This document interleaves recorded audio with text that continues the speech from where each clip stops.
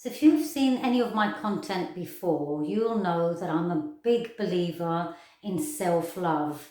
And I don't mean the type of self-love that requires you to do absolutely nothing, that thinks it's okay for you to be stuck in life and that will accept second best from others. No, what true self-love is and what I talk about is the one that will take you to your hopes, to your dreams, and will lead you to success in your life, whatever that might be. And I talk about a lot about reaching your weight loss dream. And I can tell you from personal experience that it was true self-love that led me to reach my weight loss goal and to reach it on a long-term perspective. So today I'm going to talk about and tell you about 3 things that is required of you if you want to also succeed in losing weight, keeping the weight off, and also if you want to succeed in other areas of your life, because believe me, true self-love will take you there. So the 3 things that you really need to realize for you to reach that state of true self-love are: the first is making tough decisions, to have the courage to make the tough decisions. Now, the things I'm talking about are in particular to weight loss, but can be applied to other areas in your life.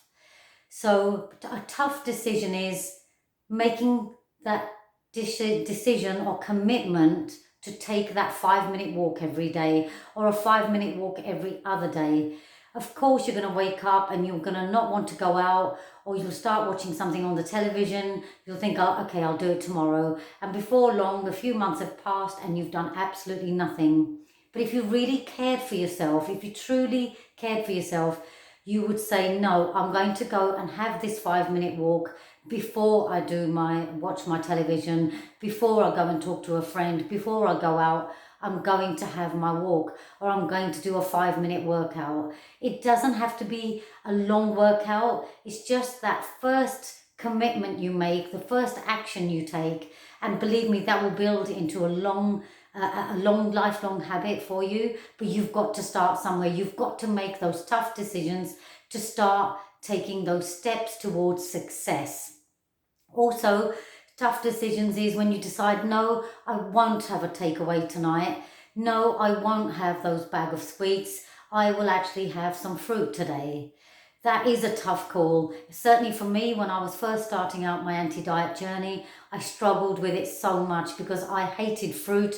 I hated vegetables. To be honest, I hated anything that was considered healthy. I always thought I was missing out.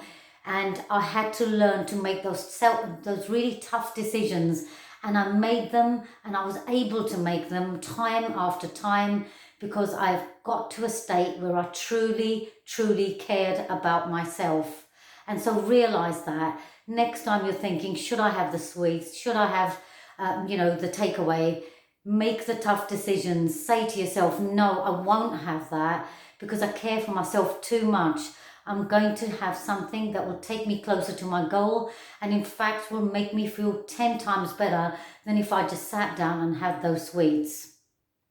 And the last way to look at making tough decisions in your life is to choose self-care. So self-care could be having time out if you're working too hard. It's taking a break from the kids if you've not had any and you've been constantly looking after them, doing the school runs, taking them to their events, and you've had no time for yourself. It's making that tough decisions to say, no, that doesn't make me a bad mum. I need that. I need to make that tough decision, because if I don't, I'm going to burn out. So that's the first thing you need to do and need to accept as part of true self-love. The second thing that's really, really important, and a lot of people don't really realize that, and neither did I, and that is to say no. So many times we accept that invitation, we accept that extra chore that someone asks us of us, or we offer to lend someone some money or do something for them, when we know that we don't have the time, the energy, or the money, or the inclination. And doing that will leave us emotionally, physically depleted. And doing that is actually not helping that other person, because when you help someone in exchange of taking something away from yourself, you're actually in the long term going to be less likely to reach out and help others, because you'll find that you're left empty. So learning to say no is not a bad thing. You shouldn't feel guilty about it. So if somebody asks you to do something, but deep down you know you haven't got the resources, whatever they are, learn to say no.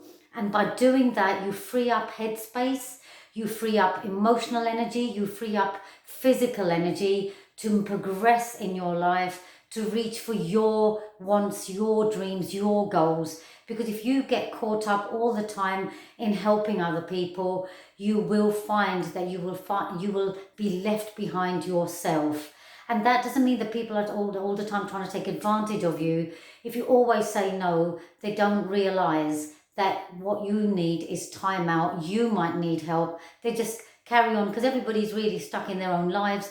They're not probably doing it purposely. It's only for you to make that decision, for you to communicate to other people, to say, no, actually, I can't do that today. And that will release an enormous amount of positive energy into your life that will propel you to be able to make the decisions and take the actions you need to follow your dreams and to find that success that you're looking for.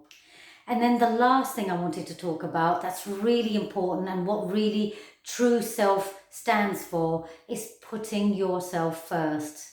It is not selfish to put yourself first.